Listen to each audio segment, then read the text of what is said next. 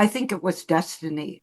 We ended up right on the reservoir in the Hudson Valley. And having traveled and worked all over the world, I wouldn't live any place else. I love that so much.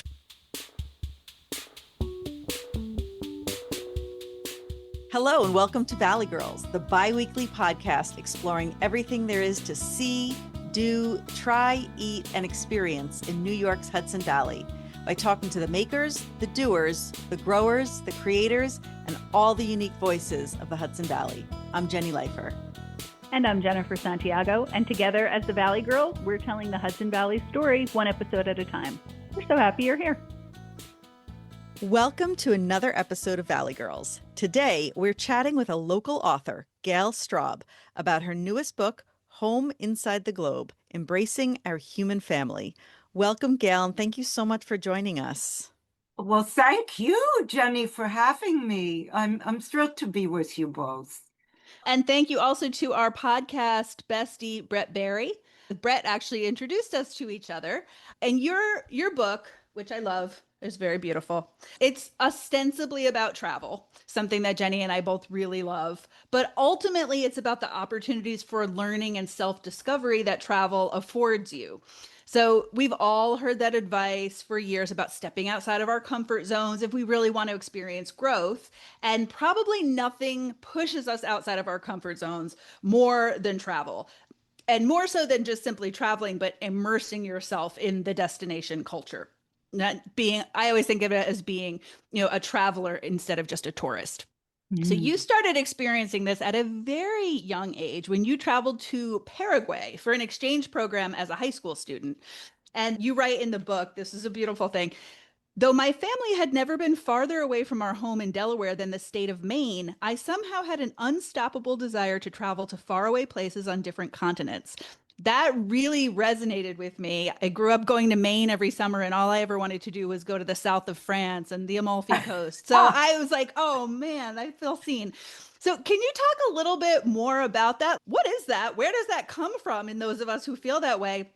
And where do you think that early drive came from for you to take these journeys? Oh, I mean, Jennifer, you've gone to the heart of the matter right away. I honestly, even though I've written this whole book about this and it focuses on 12 cultures, as you know, I don't know where this deep longing came from because it's mysterious, maybe in you also mysterious, but I know it was unstoppable. And I imagine that for those of us who are compelled to go far away and experience different people, different places, different food, different music, it's something so innate that we can't deny it. And I write in the book, as you know, Jennifer, my parents were completely flabbergasted. Who is this kid? She's telling us she's 16. She's telling us, Mom, Dad, if I don't go on this American Field Service thing, I have to. My life depends on it. And I was young, so I couldn't really articulate that. But to the eternal credit of my parents, they said, okay, let's see where this goes.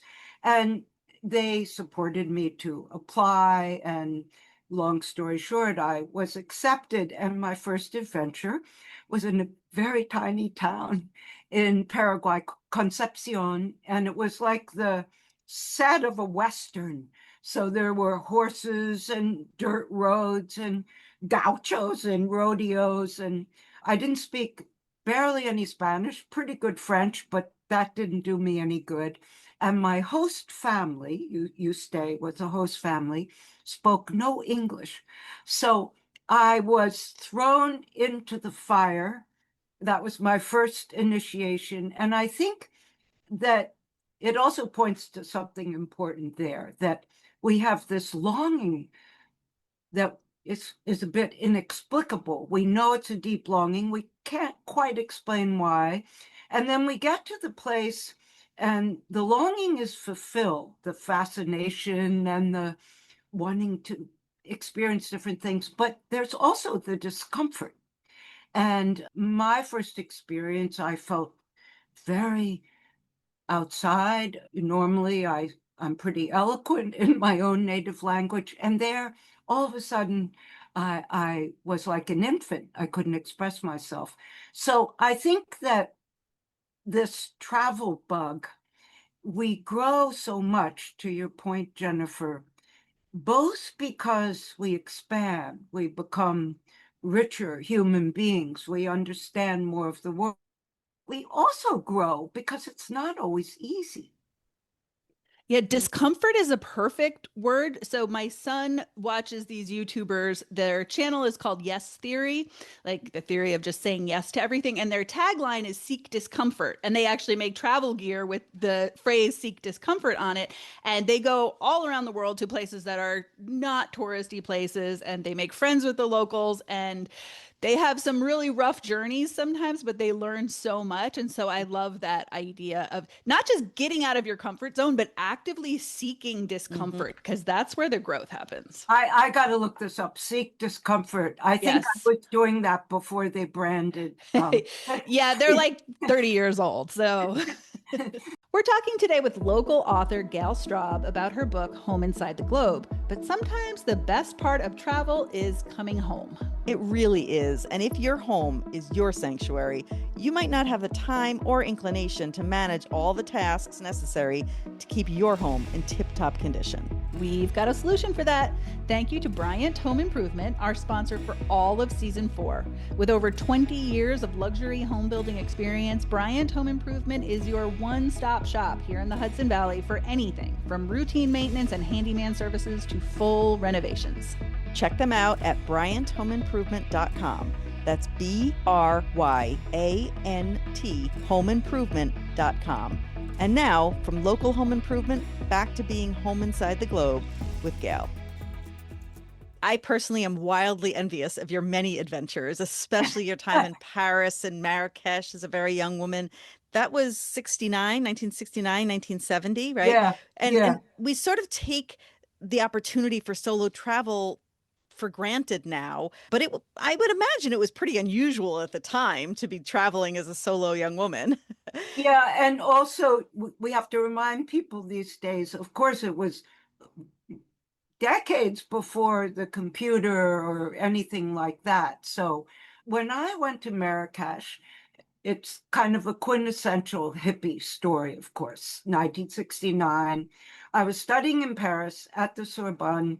I was studying Marxism, and I was there right after the 1968, the student revolution in 68. And, I was wild, like most people who go to France for their junior year. And then my French friend, Celine, she says, Gail, it's the holiday. We have a month off at Christmas time. Let's go down to Marrakesh. I didn't even know where it was, Jenny. Oh my And goodness. much less this was in North Africa and that sort of thing. But I think like this just say yes motto that Jennifer just cited, I said, okay. And I followed along and, we take the ferry we go down to Gibraltar, we take the ferry across to Tangier. The buses cost $1. We arrive in Marrakesh, and that's when the hippies were living on the rooftops for 50 cents a night or something like that. But I'm sort of making fun of something that was actually life-changing. It was fun, and it was the hippie trail and all that kind of thing. But what it did is it so disrupted my Western mindset. I experienced Africa for the first time, the Sahara, the Tuareg peoples who eventually, a few years later, I crossed the Sahara.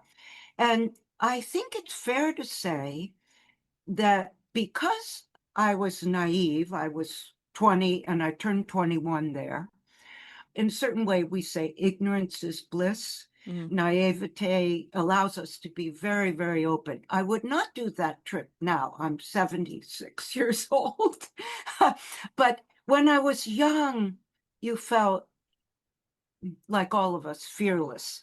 But I also count that trip as a seminal, life-changing trip for me because it opened the door to Africa. Then in the Peace Corps in 1971, I went to West Africa. And you could say that, to Jennifer's early point, the door opened in Paraguay, but then the door was blasted open in Marrakesh and onto Africa. Mm. You said something about being fearless at that time, at that age. And I personally know many women who are still intimidated by the idea of solo travel on the other end of the spectrum. Or maybe they don't even feel comfortable going to dinner and a movie alone, much less traveling abroad. And I'd love to hear your take on all of that. You know, I think I love that you're talking about that. I think that we all know that our fears transform us. We can't go too far. So I always say to someone, because people know now, especially because of this book, that I spent my whole life traveling and working in these different places. I always say, choose a culture that draws you, that feels not so scary. Maybe you choose Ireland or you choose France, and go with a group. There are incredible groups now, and everybody can look that up online now, and their themes and their kindred spirits on those trips. And I always say it's like anything in life. Take it one step at a time. Maybe you go off to Europe or the Caribbean or someplace like that, and then you're a little bit braver, and the next time you go a bit further afield. And then I think it becomes addictive, that travel is a positive, addictive longing. And once you've experienced the magic and sights and sounds and people and language, and all the senses are awakened in a new way, I think there's no going back. But take the first adventure with people, go with a friend, go someplace that feels a bit less intimidating. I think that is very wise advice. I like that a lot. Now, we are obviously in a period of a lot of conflict, polarization in many spheres of the world right now.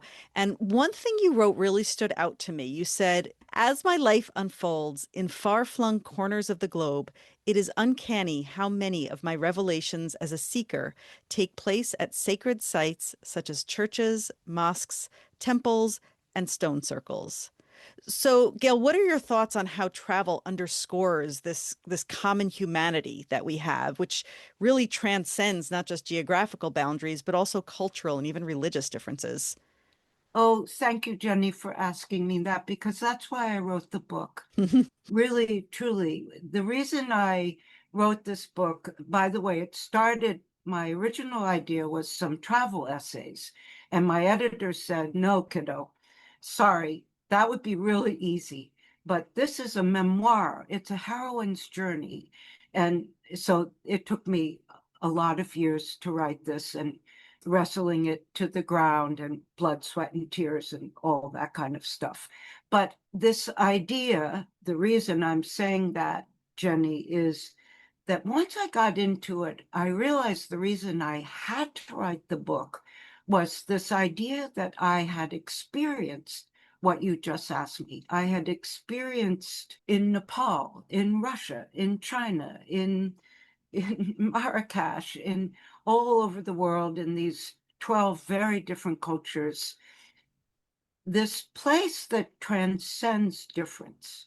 It transcends language difference, socioeconomic, skin color, gender, all the so-called differences. They are differences.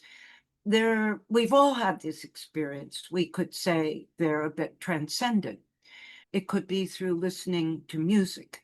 It could be through, in my case, when I crossed the Sahara with these indigenous Tuareg, I learned a completely different way of viewing the world. For example, they're so close to the natural world that they can sense a sandstorm coming 5 days before it blows in. So this idea that there are certain moments where we simply connect as human beings. And I described many of those. In Russia, my husband and I worked in Russia during the Gorbachev years. And Wow. it was just after the great nuclear threat, and we were arch enemies and all that. And we went as what's called citizen diplomats. We weren't formal diplomats. We were just people wanting to talk. And so I remember, this is to your point, Jenny. I remember the first time I saw a bunch of Russians. I'd read they're the arch enemy, they're terrible, they're this, they're that. And so we come through the customs in Moscow, and there's this group of people who, well, first they're Caucasian. They looked like me.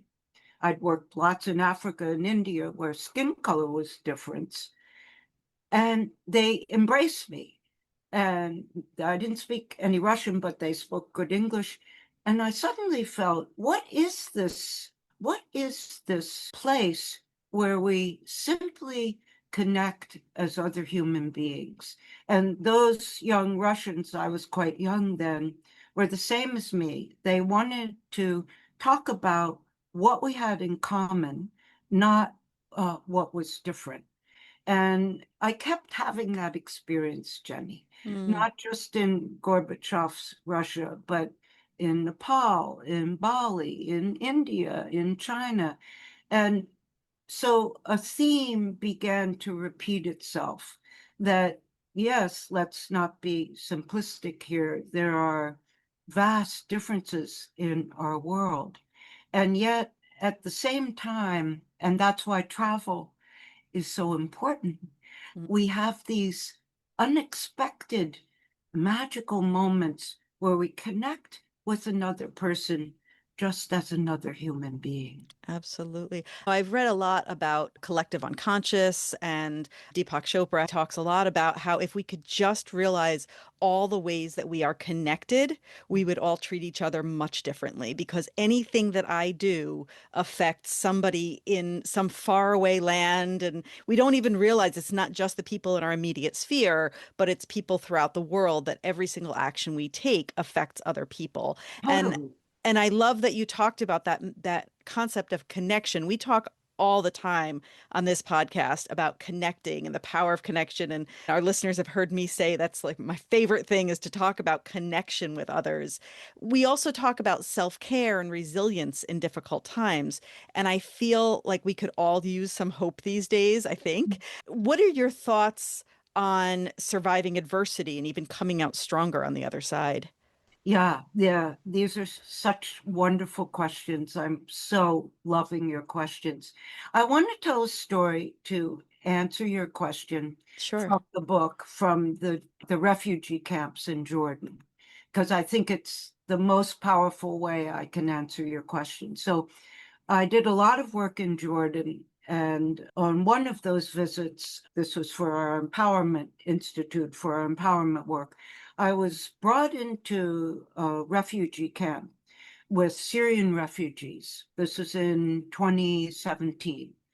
And they had been using our empowerment work and they wanted to meet me. And I went in, it was way up in northern Jordan, the border of Syria. And the women before me, Jenny and Jennifer, we've all read about this, so I'm not saying anything new. Many of them had been raped. They had lost their parents to, and their families to firing squads. I mean, unthinkable suffering, unthinkable suffering. And here they were in a refugee camp.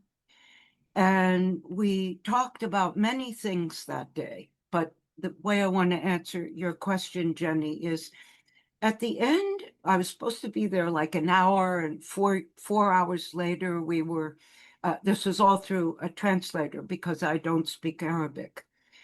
They said to me, Gail, when you go back home to New York, what we want you to tell the people you work with and your friends and your family is that under these extraordinarily difficult circumstances, this was the message they were sending back with me.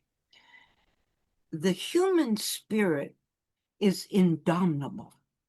The light inside human beings will always outshine the dark. Now, it's one thing to say that when you're having a good day, not in a refugee camp, but to say that under the circumstances and what they had lived through, that changed me, Jenny. Mm, And it's related to your question about resilience. absolutely. I think what the gift they were giving me, because I took it as a gift, was that no matter how difficult the circumstances are, and you're right, they're pretty difficult right now, find the place within you where it's your word, connect, where you connect with your deepest humanity and connect with others through their deepest humanity. So the women in these refugee camps, and this is true all over the world today in refugee camps, their solidarity and their resilience comes from each other. And that they said to me, human dignity lives inside us. They've taken so much away from us, our families, our homeland, people we love, but they cannot take away our dignity. That is a deep spiritual quality that lives inside us. So I think what I'm saying to you is I'm thanking the women I met in those refugee camps and sharing back with you and our listeners what they said to me are how we feel about the world is very important. And if we give up and if we're hopeless, we only add to our dilemma. And if we can join together in community, in solidarity, and hold our human spirit and our human dignity, then we're all going to get through it. Mm, very profound. Thank you. Yes, that's beautiful. So the title of your book, Home Inside the Globe, is a little bit of a play on the duality of being home or being out in the world. And so home is a really that's a deep concept. And one of the lessons that you brought back from your very first sojourn when you went to Paraguay really stuck with me. So as we were chatting about before we started recording, I've talked about many times on the podcast. I grew up in the Hudson Valley. I went to college here. I had my son here. But then I moved away and then spent all my time wanting to go back to the Hudson Valley and beating myself up for all the things that I took for granted when it was home. And so you're right about returning from your trip and you get back home to Delaware and you say, arriving back in Wilmington, I am sobered by the fact that I had so wanted to leave home only to discover how much I wanted to return. It's so true that we can't really know a person or a place until we are apart from it. So I'd love your thoughts on just coming home generally, but also the concept of home being for you, the Catskills area. You've written about your time at the Ashokan and spending a lot of time outdoors in the beauty of the region. So how do you connect with what's been your home for over 40 years now? And how has it inspired and influenced some of the work that you've done? You know, I feel that they're both my home. The globe is my home in a certain way, and the Hudson Valley is my home. One is a micro home and one is a macro home.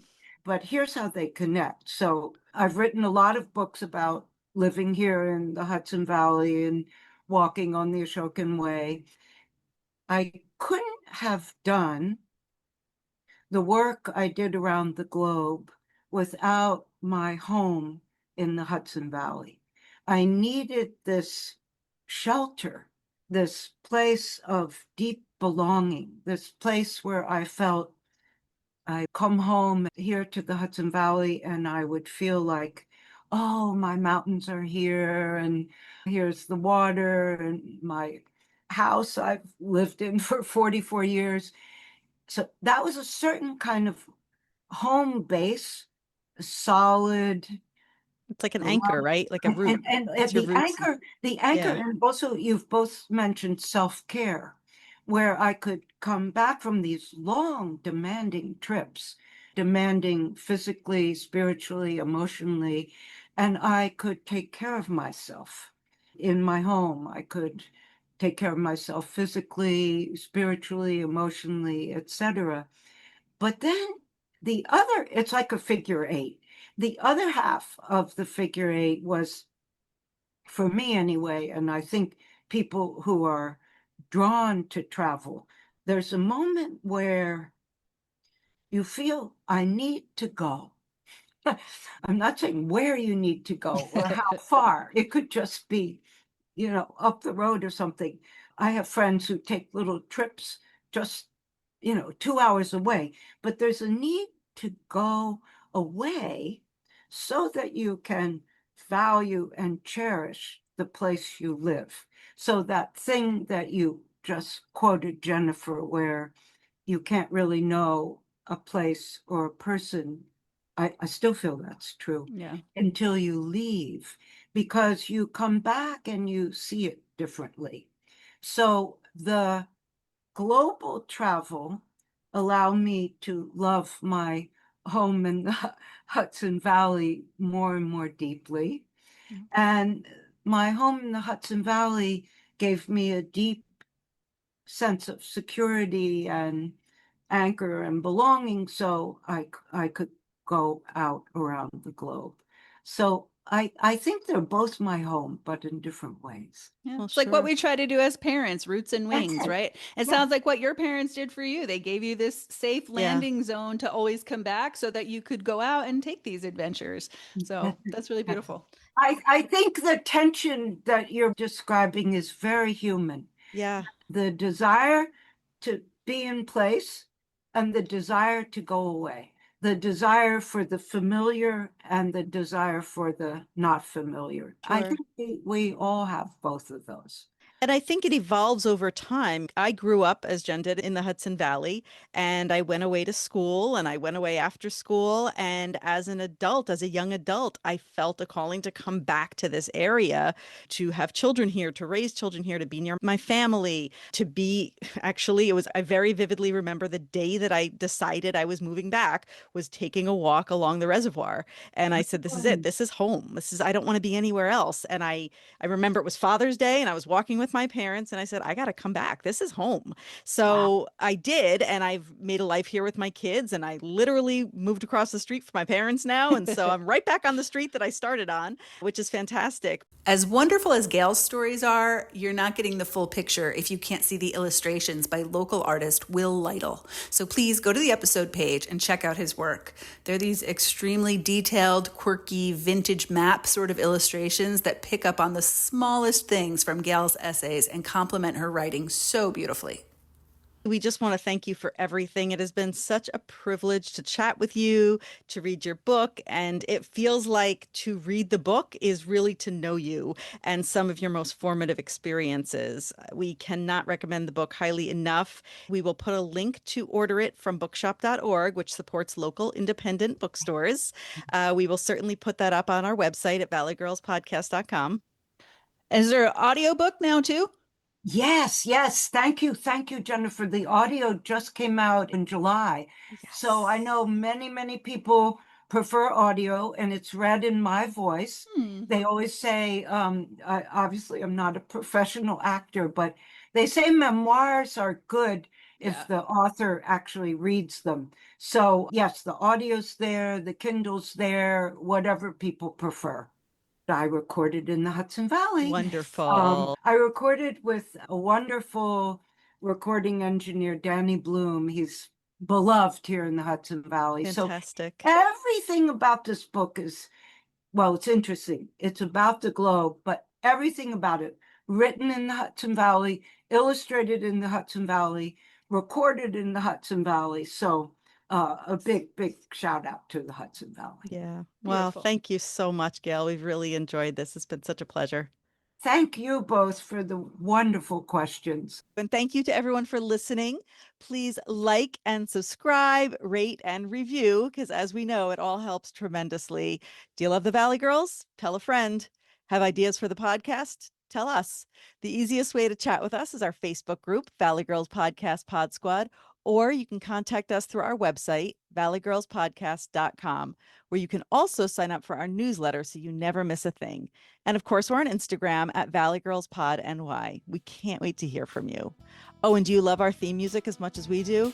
The music for this episode is by Robert Burke Warren, entitled Painting a Vast Blue Sky, and can be found on his album Red-Headed Friend, available on iTunes and Spotify, and at the link in the show notes. Bye for now.